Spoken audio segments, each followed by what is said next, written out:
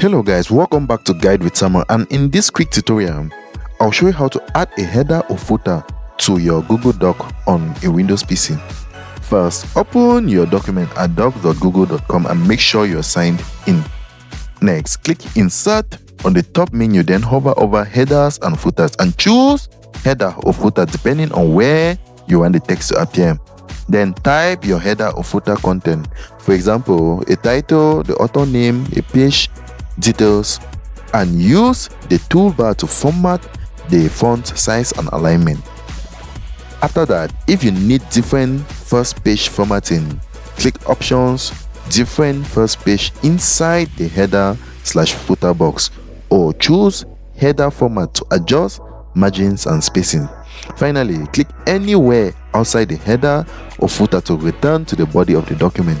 To remove a header or footer later, open it, delete its content, and click outside to save the change. If you found this helpful, don't forget to like and subscribe to Guide with Samuel for more helpful tutorials.